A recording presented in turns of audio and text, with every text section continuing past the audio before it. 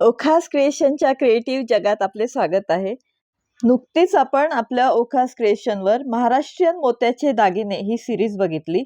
56 भागांची ही सिरीज आपण बघितली, ज्यामध्ये आपण मोत्यांच्या दागिन्यांची नवनवीन अशी 56 डिझाईन्स बघितली.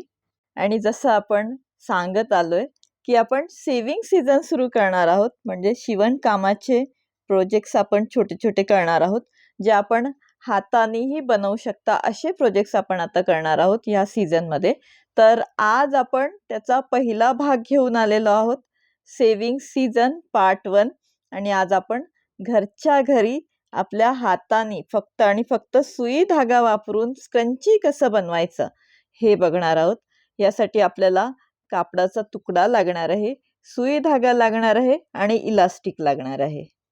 तर ह्या ठिकाणी माझ्याकडे एक यूज न केलेलं ब्लाउज पीस होतं, तर त्याचाच एका बाजूचा 3 इंच एवढा कापडाचा तुकडा मी घेत आहे.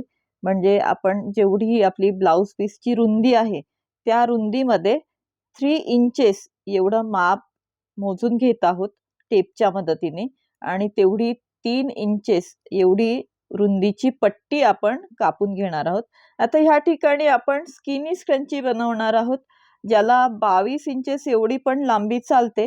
पण आपली जी कापडाच्या तुकड्याची जी लांबी आहे ब्लाउज पीसची, ती पूर्ण आपण वापरणार आहोत, म्हणून ह्या ठिकाणी ती थोडीशी जास्त येणार आहे.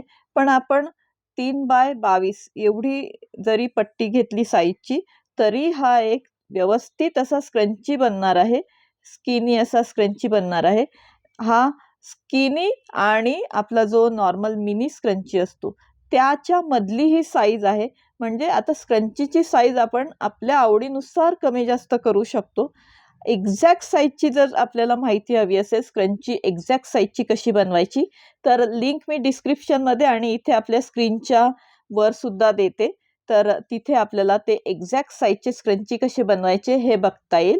तर इथे आपण आपली ही जी 3 इंचेस एवढी रुंदीची पट्टी आहे ती कापून घेत आहोत. आधी आपण माप मोजून घेतलं आणि नंतर आता ही कापून घेत आहोत.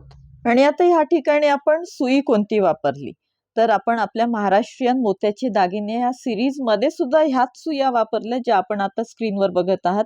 ही जी सुई आपण बघत आहात ती आहे 16 नंबरची सुई, जी की एक्स्ट्रा लांब आपल्याला दिसते.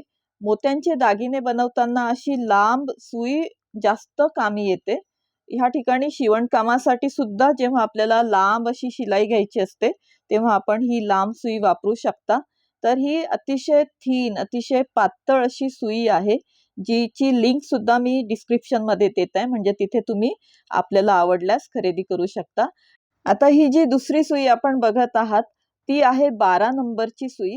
ही आपली अतिशय पातळ म्हणजे एक्स्ट्रा थीन अशी ही सुई आहे. लांबी थोडीशी कमी आहे, मात्र एक्स्ट्रा थीन सुई आपण खूप जास्त बारीक जे बीड्स असतात आपले महाराष्ट्रीयन मोत्याचे दागिने ह्या सिरीजमध्ये आपण जेव्हाही अगदी बारीक बीड्स मोती वापरले, खूप जास्त बारीक असे, ज्याला आपण सीड बीड म्हणतो, तर त्या सीड बीडसाठी ह्या दोन्ही सुई आपण वापरू शकता. 16 नंबरची सुद्धा सुई वापरू शकता, 12 नंबरची सुद्धा सुई वापरू शकता. तर आपल्याला कमेंटमध्ये नेहमी विचारलं गेलं की महाराष्ट्रीयन मोत्याचे दागिने ह्या सिरीजमध्ये सुई कोणती वापरता, म्हणून आज आपण हे दोन्ही लिंक डिस्क्रिप्शनमध्ये देत आहोत. तर तिथे आपण त्या लिंक बघूही शकता आणि आवडल्यास खरेदी सुद्धा करू शकता. तर आपण आज एक्स्ट्रा लांब जी आपली सुई आहे ती वापरून बघत आहोत. आणि बघा, अतिशय इझिली आपण दोरा ओवू शकतोय त्या सुईमध्ये, आणि आपल्याला लांब अशी शिलाई घेण्यासाठी ही सुई कामी येणार आहे.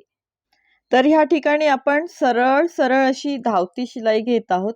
बघा, अशा प्रकारे आपण घरच्या घरी फक्त हाताने स्क्रंची कशी बनवायची हे आज आपण बघत आहोत. म्हणून आपण, कारण सरळ सरळ लांब शिलाई आहे, म्हणून आपण लांब अशी सुई वापरत आहोत. पण आपण जी छोट्या साईजची सुई बघितली, नॉर्मल जी आपल्या घरी सुई असते, ती सुद्धा आपण वापरू शकता.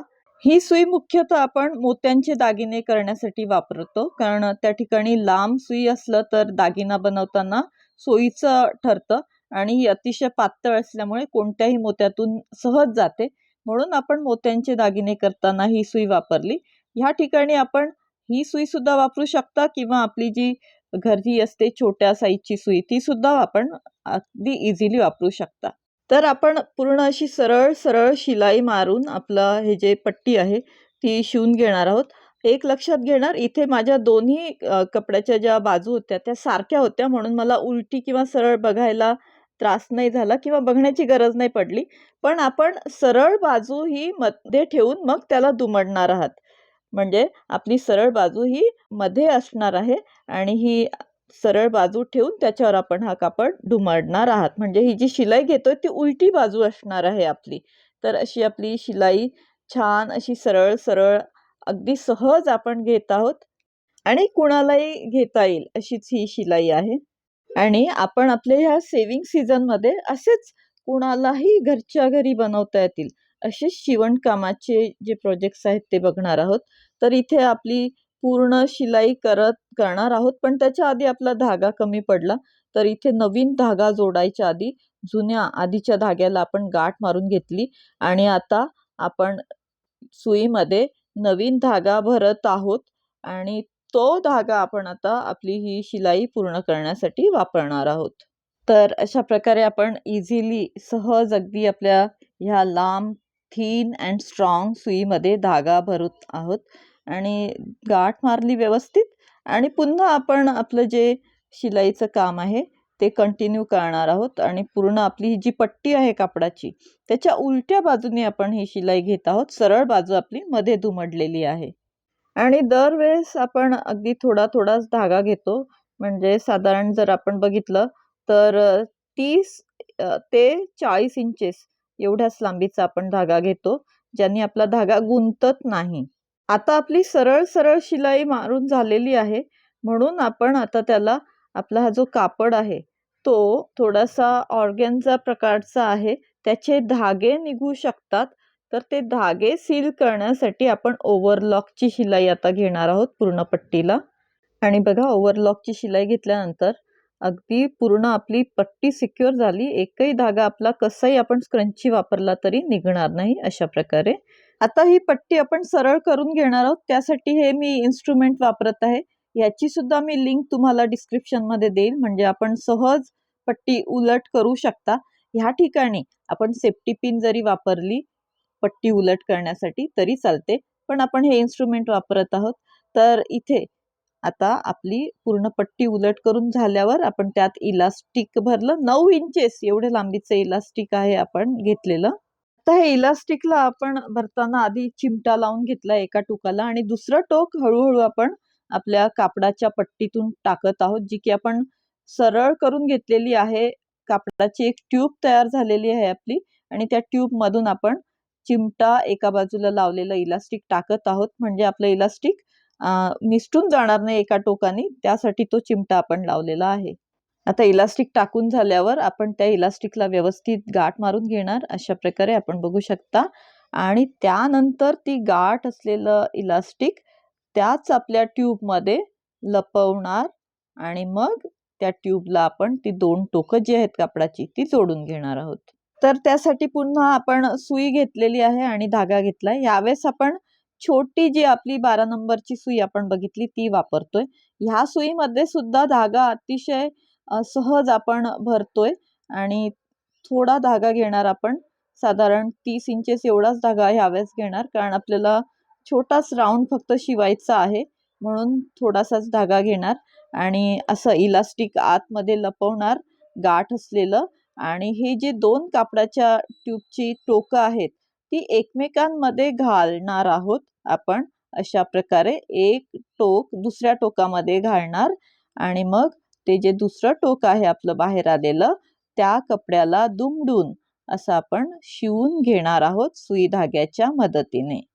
तर असं पूर्ण आपण दुमडून घेणार थोडा थोडा भाग आणि जो जो भाग दुमडला त्याला असं आपण सुई धाग्याने शिवून घेणार.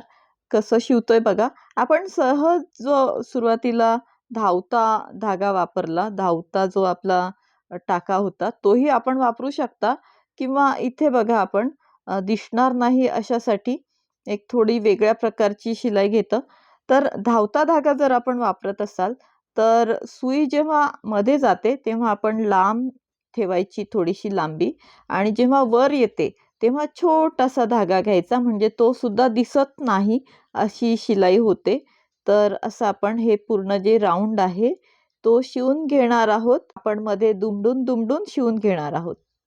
तर अशा प्रकारे घरच्या घरी आपण आज स्क्रंची बनवलं, जे की आपण कोणत्याही कापडाच्या तुकड्यापासून बनवू शकतो. आपल्या घरी जेही कापडाचे तुकडे असतील ते जोडून सुद्धा बनवू शकतो आपण हे स्क्रंची.